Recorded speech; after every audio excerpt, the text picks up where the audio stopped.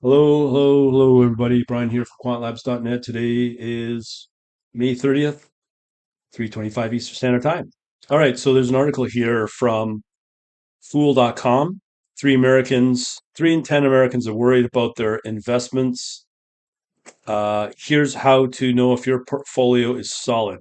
Just to let you know, we got data service, deep analytics, that goes through all the different ETFs that you should be in.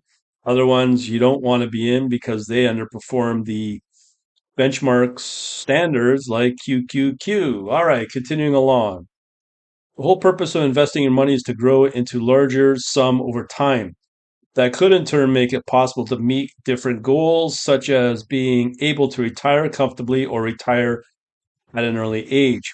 Recent CFB board, however, found that 30% of Americans are very concerned about their investment, and if you fall in that category, you may want to take a closer look at your portfolio. So, right across the board, I can tell you about 80% of all ETFs are failing, not returning money over the last year. There's a certain amount that are doing very, very well with no drawdowns, very low volatility. You got to know which ones to get in. Otherwise, you'll just get subpar at best performance, and you may actually lose money over time. I do include dividend income. That's definitely underperforming. Real estate's actually outperforming, but you got to know which ETFs those are. Gold, majorly underperforming. Crypto, too volatile, and so on and so forth. All right, continuing along this article, are you investing aggressively enough?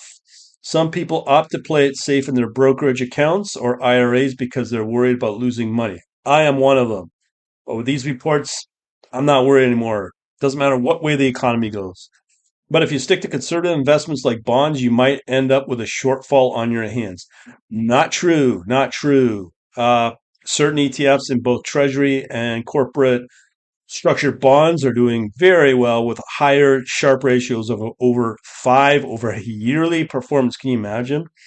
Let's say you played it safe with bonds. That means you'll be able to generate around an average annual 5% return in your portfolio.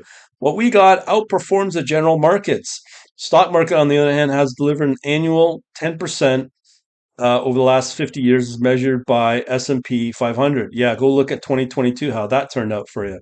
So let's say you're able to put a 200 a month into a brokerage account or IRA over 30 years, an average annual return, you're looking at an ending balance of about 160,000. Make at that an 10% annual average yearly return, you're looking at 395.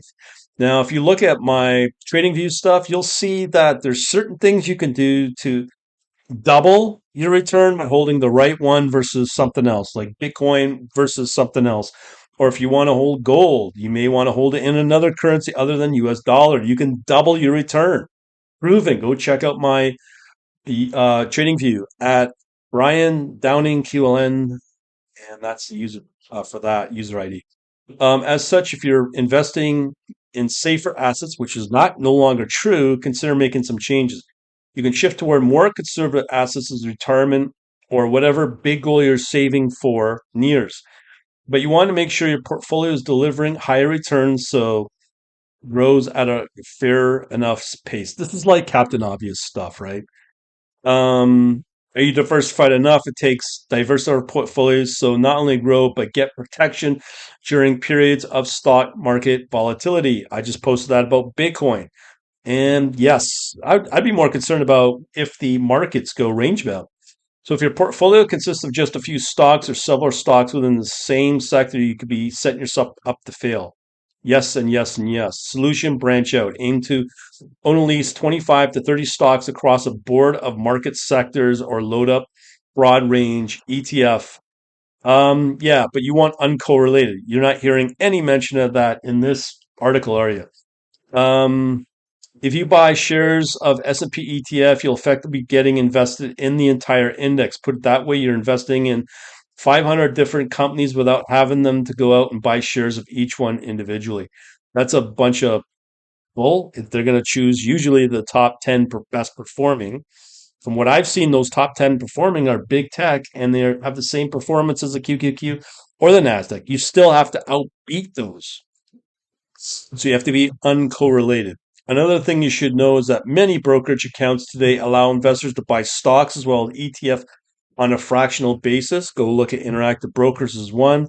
This means you're not limited to whole shares. Instead, you buy 1/10 of a share of a given company. If that's the route you want to take, if you take advantage of fractional shares, you would want that diversification even becomes easier. It's natural to be nervous about your portfolio, especially if you're a newer investor. But if you're generating high returns in your portfolio, you've assembled a diverse mix of assets, then you can take comfort in that. You're most likely on the right track. Using the wrong brokerage account could cost you serious money, and that's especially true if you're missing out on big cash bonuses and reward programs now being offered. Now it gets in the ad, which we're not going to do. So if you want to know more about what I do, go to quantlabs.net/books, get some free books on trading tech stuff that can help you out, and a bunch of other videos as well at zero cost, that high price cost of zero. Again, that's quantlabs.net/books. Thanks for listening.